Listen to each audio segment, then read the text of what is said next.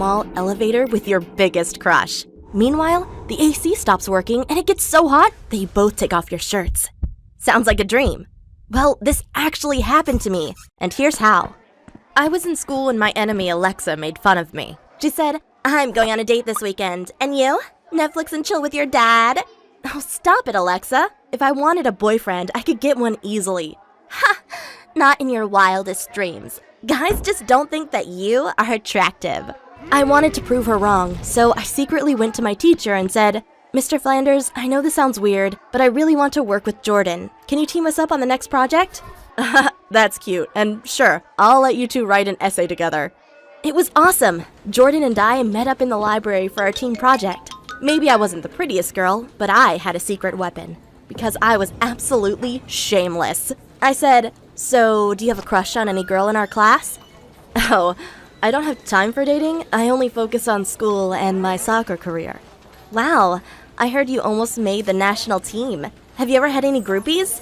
"Well, girls often come into the locker room looking to have some fun, but I think it's super annoying." That's when I undid the top button of my blouse and asked, "Have you ever dated a brunette?" "You mean like yourself?" "Yes, and now tell me, do you find me attractive?" Oh, stop, and let's go back to work. Oh my god, I needed a better plan to seduce him. So I lured him into my dad's mansion. There, we had a small elevator, and I had instructed my brother to switch off the circuit breaker in the middle of the ride. Whoa, the elevator stopped. Yeah, it happens all the time. We just have to wait until my dad comes home and rescues us.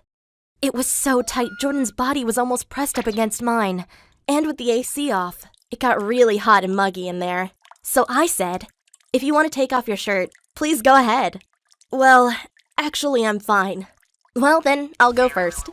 I peeled down to my bra and said, "It's just like a bikini. And by the way, do you think I'm attractive?" "Oh, you sure look good." I really thought he liked me, so I went ahead and kissed him. We kept going for 20 minutes, but right when I took his shirt off, I heard my dad scream, "Hey, what are you doing with my daughter?" Snap! I was in big trouble. My dad still thought I was an innocent little girl. He didn't know the real me and said, "How dare you touch my daughter?" "Dad, we both like each other, and I'm 16, old enough to date boys and have some fun." My dad grounded me for weeks, but I didn't care. The following day, I visited Jordan after his soccer practice in the boys' locker room, and I got plenty of attention. "Jordan, a girl is here for you, and she seems naughty." "Oh, hey, what are you doing here?" "I wanted to invite you to my house. I have a special surprise for you." I took him to my room and peeled down to this cute cat outfit. Meow. We kissed for a minute, then Jordan got nervous and went to the bathroom. He didn't come back for 20 minutes, so I went searching and found him talking to my brother about soccer. "Sister, what the hell are you wearing? It's disgusting!" I finally gave up on seducing Jordan and went to sleep. But at night I had to go to the bathroom, and that's when I heard noises from my brother's room. I opened the door and oh my god, they were kissing! I took a photo and said, "Wow, Dad's not gonna like this." "Oh, you witch! Please don't tell him!" "Witch? You are my brother and just stole my boyfriend, you jerk!" I knew Dad wouldn't be happy to find out his son was into boys. So I did what any good sister would do and blackmailed him.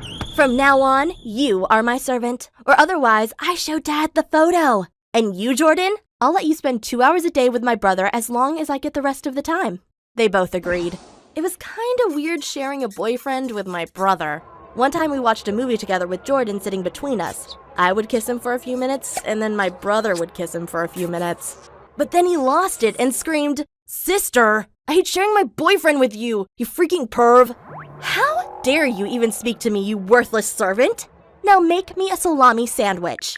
My brother did whatever I ordered him to do. Sometimes I even used him as an ottoman. Meanwhile at school, I showed Jordan off to all my classmates, especially Alexa, because her boyfriend had just dumped her. I said, "Who's the loser now, Alexa? I bet your ex-boyfriend was sick of your cellulite." Yes, I saw it in PE class, and it's disgusting. But I was drunk on power and took it too far. I told my brother, "From now on, you will flush my toilet for me." "No way I'm gonna do that. You're disgusting." "Okay, then give me the laptop you got for Christmas." "Screw you. Go ahead and out me to Dad. I don't care anymore. At least it will end this nightmare." I fulfilled his wish and told Dad everything. He turned to Jordan and said, "So first you kiss my daughter, and then my son?" "I'm sorry, sir, but I never wanted to kiss your daughter. She's an evil monster and forced herself on me. Your son is the one I really love." "Well, it is what it is. Sounds like my daughter will be the one making all the grandchildren in this family." "Wait, what?" Hey, my name is Adrian, and I'm from a very poor country called Moldova. One day, I was walking to school when I saw a girl begging on the street. I felt bad for her. She looked the same age as me, so I gave her my school lunch. Her face was covered in dirt, but I could tell that she was beautiful. When I got back home, I told my mom about the girl I saw on the street. She responded, "That poor girl. If she's beautiful and on the streets, she won't survive very long." I said, "What? Why not?"